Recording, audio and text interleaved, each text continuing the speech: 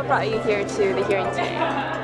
Particularly interested in ways of making services work better for struggling families. And it's very clear that it's so confusing and complicated to navigate your way around what services are available. Most of the briefing is about the bundling of services, and I think that's really interesting, a very important approach moving forward. It's obviously a new and innovative strategy to help lift working families, not just working families, but families out of poverty.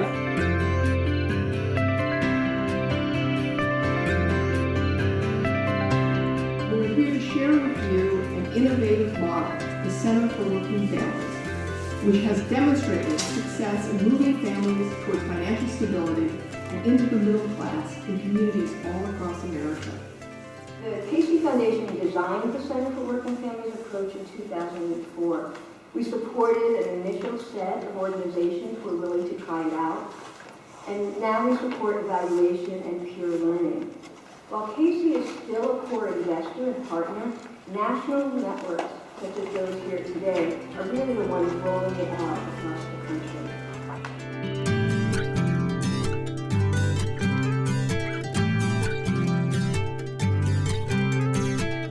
The Casey Foundation developed the Center for Working Families model in part by noting that we were supporting workforce development, access to work support, and asset building strategies. So they're somewhat disconnected approaches. And it wasn't being brought together for the family. What the past comprehensive initiative have done was to produce some of these one-off successes, but was never able to fully achieve the transformation of some of these neighborhoods as we had hoped for. What we are presenting today is a narrow focus, and it's specifically looking at how we can integrate the services and bundle these services so that it can help lead to greater human capital development. We've worked with these organizations on changing their service delivery strategy from what could be considered more of a siloed approach of looking at just workforce or looking at just finances to thinking about this integrated services approach. Why should systems be designed to help us only address pieces of these and not being able to parlay the different success? Doesn't it make sense, if we're already supporting these types of strategies, to do it more efficiently and effectively? We also looked at a number of research data that has shown us silo types of activities have not been successful in bringing people towards financial stability. What you get when things are siloed is you get a completion rate of under 50% because lots of students drop out, not for academic reasons, but for economic reasons.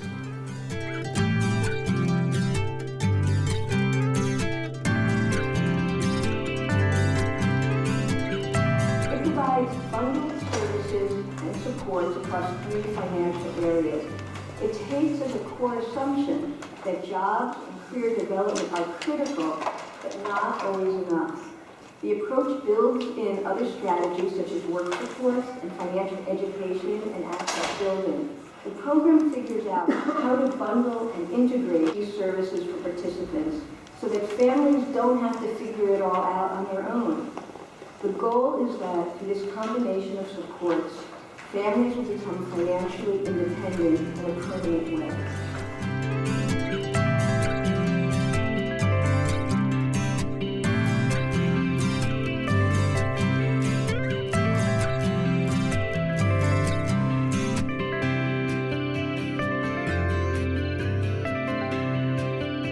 We're in at least 90 communities around the country with high interest and demand out there. And it's a movement that's engaging people across different sectors, which means there's energy and there's momentum and there's a sense of hope to build on. In order to really think differently, it takes more than any individual organization or funding.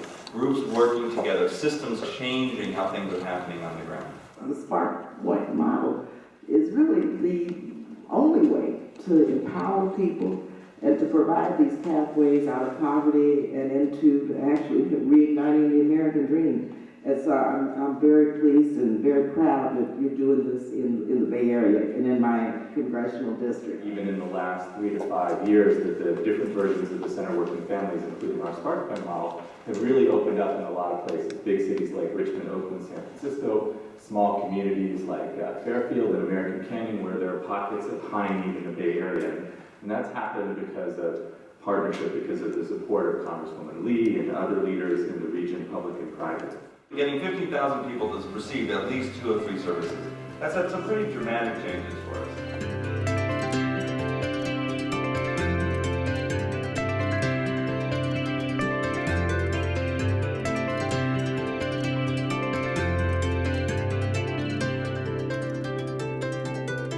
A 2008 study by Apt Associates found that by bundling these 3 types of services, individuals were 3 to 4 times more likely to achieve important outcomes.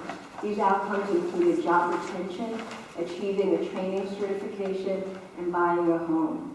Additional Apt studies found that the approach helped people raise their credit scores, make better financial decisions, and help them begin to save for the future.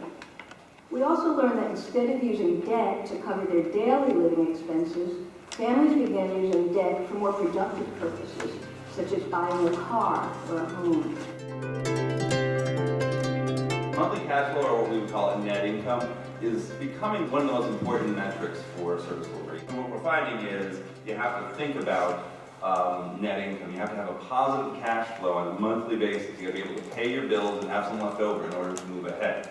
And that doesn't really happen with just a job or just getting out of debt, right? You need to really raise income and lower expenses in order to kind of move ahead for families. Families need both of those services. And so this integrated service has really shown how we've been able to work with families on changing their monthly dynamic, which is the starting point for asset building and the starting point for long-term job retention and skill building. One important result for colleges and students is that receiving bundled services increases term-to-term retention rate. We're finding on average that students that participate with the Center for Working Families increase their retention by about 15%.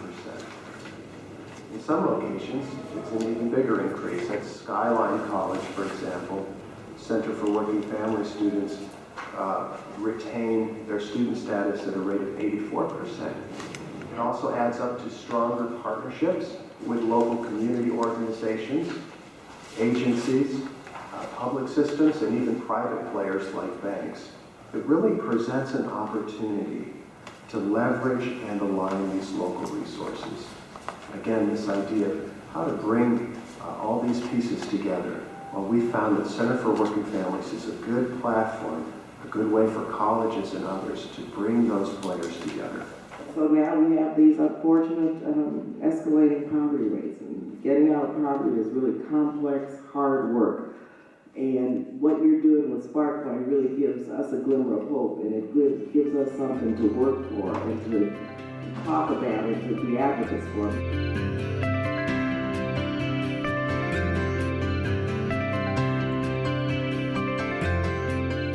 Will bundling of services actually increase the likelihood of success?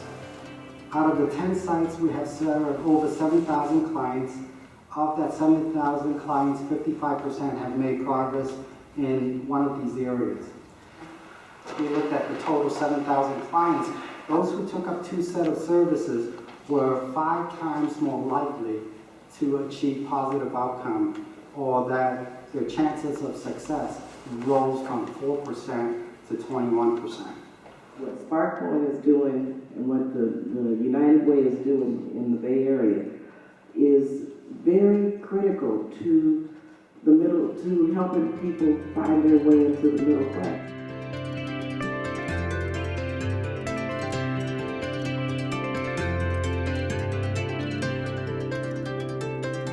Our hope is that this briefing is a step forward in thinking about a federal framework that really capitalizes on what the Centers for Working Families model has to offer.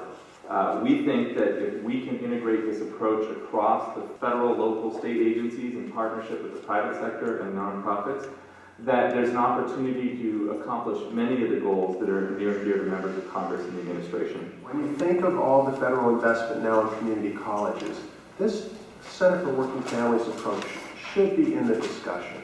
You know, there should be considerations of the role that the community college plays in helping to coordinate activities in their communities and helping families become economically stable.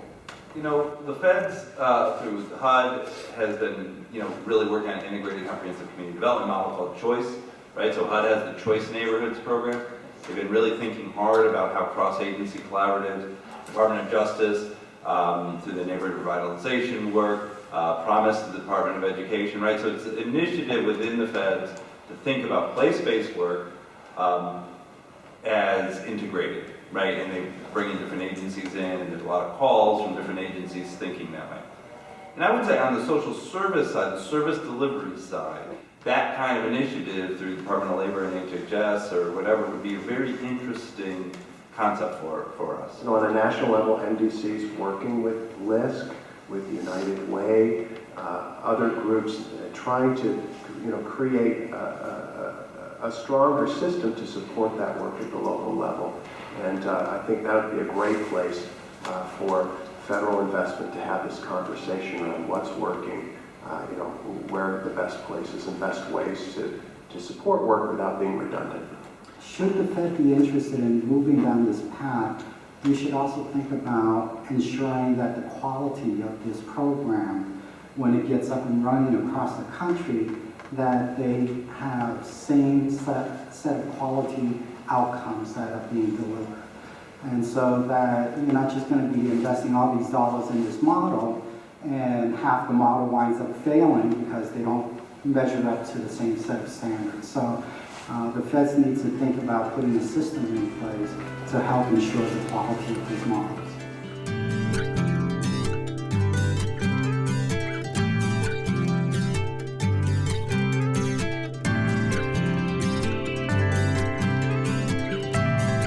Emma, who is one of our success stories, this is her financial journey story. She came into American Canyon Family Resource Center, who operates our SparkPoint Center, to improve her parenting skills. She learned about the SparkPoint Financial Services through a financial coach. Her goal was to own a home.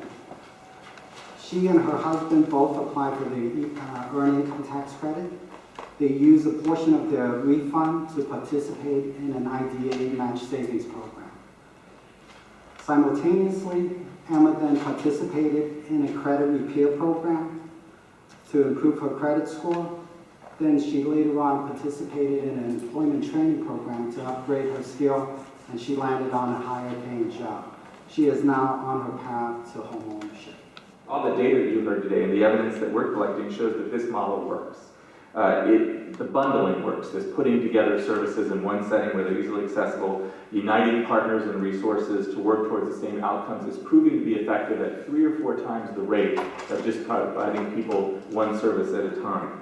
People are using these centers, like some of the personal stories we heard today, that are not only overcoming problems, they're overcoming multiple problems, and they are moving themselves and their families into the middle class.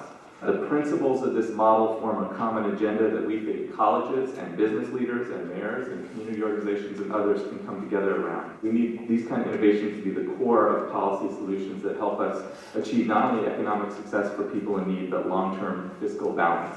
Hot topic in the halls here. We have to streamline services, but we have to do that while expanding the impact of those services for millions of people in the country who need them. And if we do that, we're going to create a more positive and permanent economic outcomes that will change people's lives for the better, at the same time that we reduce federal costs and even grow federal revenues from those successful individuals who are now productive taxpayers. And that all sounds like thinking big. I was really encouraged to hear the number of communities throughout the country where this model is really taking hold. To hear that it's in over 60 communities in the United States was really exciting. The idea of packaging services together in the same location and guiding people from one service to another. Oh, this is an effective way of getting that kind of combination of help to people. It's obviously a kind of approach that Congress needs to be thinking about in terms of looking at new approaches to getting people in the economic mainstream.